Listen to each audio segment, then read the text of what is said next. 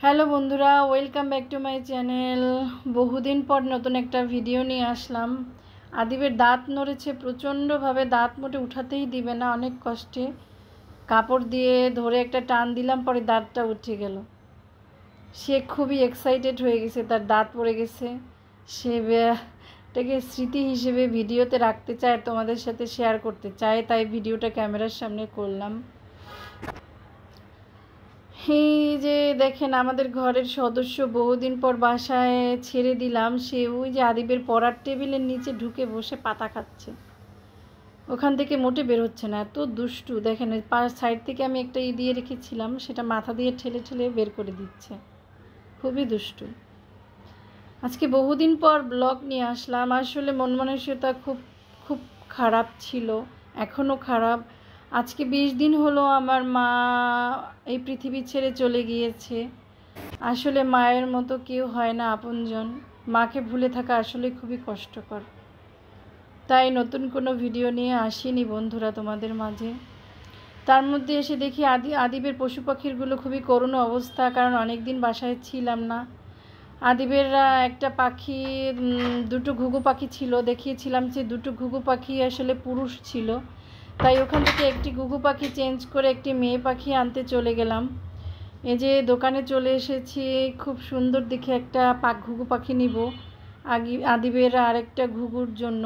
আমরা ওখানে ব্ল্যাক পাখিটা চেঞ্জ করব, লাল পাখিটা রেখেছি, কারণ লাল পাখিটা অনেক সুন্দর। এখন আদিব আসলে এই যে দেখো বন্ধুরা, একটা পাখি চুজ করেছে, এখনই তোমাদের দেখাবো না, বাসে গিয়ে দেখাবো। এই দেখো, আদিব এত সুন্দর একটা পাখি চয়েস করেছে, এত সুন্দর, একদম হোয়াইট হোয়াইট ঘুঘু, এত সুন্দর দেখতে, জাস্ট দেখি পাগল হয়ে গেছি। ওর চয়েস আছে। আদিব, তোমার চয়েস আছে বাবা। এবার ঘুঘুটাকে আমি খাঁচার মধ্যে দিয়ে দিব, না জানি ওরা মারামারি না করে, আমি সেটাই ভাবছি। ঘুঘুটা তো দিলাম, ওই যে পুরুষ ঘুঘুটা অলরেডি গলা ফুলিয়ে ফুলিয়ে তার মানে জোর দেখাচ্ছে। সে বলছে, আমার খাঁচার ভিতর ঢুকেছিস, এত বড় সাহস তোর। দেখেন দেখেন, গলা ফুলিয়ে সে ঘুঘু ঘুঘু করেই যাচ্ছে। আমি সাউন্ড দেইনি আপনাদের, পরে এক সময় অবশ্যই ওদের ডাক শোনাবো। ওদের দুজনকে ইচ্ছে মতো ছেড়ে দিয়ে আসলাম। ছেড়ে দিয়ে এসে যে বারান্দায় একটু বসলাম, মা ছেলে অনেক দিন পর বারান্দায় একটু হাওয়া খেতে বসলাম। এই যে আমার গাছগুলো দেখেন কি অবস্থা, আমার গাছগুলো বেশ বড় সড়ো হয়ে গেছে। আমি বাসায় এসে দেখি বেশ দীর্ঘ প্রায় 15-16 দিন পরে ঢাকায় ঢুকেছি। তারপর তারও 5 দিন পরে আপনাদের সাথে ভিডিওগুলো শেয়ার করছি। আসলে ভিডিও করার মন মানসিকতাই ছিল না, ভাবলাম অনেক দিন আপনাদের সাথে অনেক কিছু শেয়ার করি না, একটু শেয়ার করি। এই যে সেই সাথে আজকে আকাশের ভিউটা দেখেন, আকাশটা এত চমৎকার। আর এই হচ্ছে আমার তরুলতা।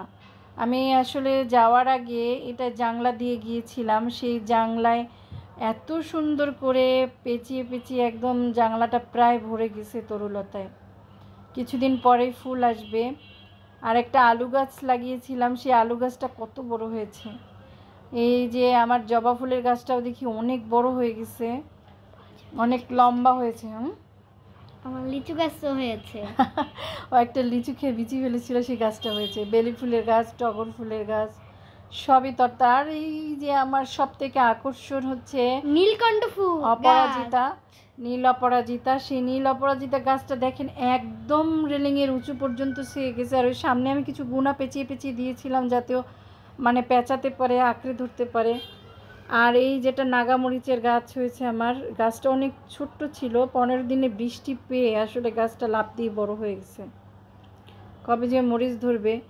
আর এই হচ্ছে আমার পর্তুলিকা, এটা হলুদ আর মেজেন্ডা কালারের, এবং অনেক ফুল ফুটেছিল, দেখা যাচ্ছে ওই যে কলিগুলো শুকিয়ে শুকিয়ে আছে, অনেক ফুল ফুটেছিল। নিচের ছাদের ফুলগুলো এত সুন্দর। আর একটা বন্ধুরা দেখেন, এই দেখেন ছোট্ট একটা টবে একটা পেঁপে গাছ হয়েছিল আমার, আপনাদের দেখিয়েছিলাম পেঁপে গাছটা কত লম্বা হয়েছে। সেই ছোট্ট টবেই আমার পেঁপে গাছটা সুন্দরভাবে দাঁড়িয়ে আছে। পেঁপে হোক বা না হোক, আমার গাছটা অনেক সুন্দর। আমার বারান্দাটা পুরা সবুজে সবুজে ছেয়ে আছে। আর সেই সাথে আজকে আকাশের ভিউটা দেখেন, একদম পুরা নীল, আর মাঝখানে মাঝখানে সাদা সাদা একটু লাল লাল মেঘ, মানে অস্থির লাগতেছে বিল্ডিংয়ের ফাঁক দিয়ে আকাশটা। আকাশ টাকাশ দেখে একদম চলে আসলাম রান্নাঘরে। রাতের জন্য ওদের জন্য কিছু রান্না করতে হবে। একটু ভাবলাম একটু মুরগির কালো ভুনা তৈরি করি, সেই সাথে রুটির সাথে ওরা খাবে। কারণ আমাদের ঘরে ব্রয়লার মুরগি মানেই হচ্ছে রুটি। এরা কেউ ভাত দিয়ে মাংস খেতে পছন্দ করে না, বিশেষ করে মুরগি মানেই হচ্ছে আমার রুটি। তাই রুটির সাথে তৈরি, দেখো বন্ধুরা, কালো ভুনা তৈরি করছি রুটির সাথে খাওয়ার জন্য। কেমন কালার হয়েছে তোমরা অবশ্যই জানাবে। আর একটু পপকর্ন তৈরি করব। আদি পপকর্ন খেতে যাচ্ছে অনেক দিন ধরেই, প্রথম আমি আর কি কারেন্টের চুলায় পপকর্ন ভাজবো, দেখি কি পরিস্থিতি হয়, এই আর কি। সবাই আমাদের পাশে থাকবেন, আমাদের ভিডিওটা বেশি বেশি করে ভিউ করবেন, লাইক করবেন, শেয়ার করবেন, কমেন্টস করবেন। দেখেন পপকর্ন, আমি এটা সাউন্ড মিউট করি নাই, কি ফোটার আওয়াজ। পপকর্ন ঠাস ঠাস ঠাস ঠাস করে ফুটছে। এই দেখেন পপকর্ন কি ফ্রেশ। এই ছিল ভিডিও। ভালো লাগলে অবশ্যই লাইক, কমেন্টস ও শেয়ার এবং সাবস্ক্রাইব করবেন, আমাদের পাশে থাকবেন। আবার দেখা হবে নতুন কোনো ভিডিওতে। Bye bye. Bye bye.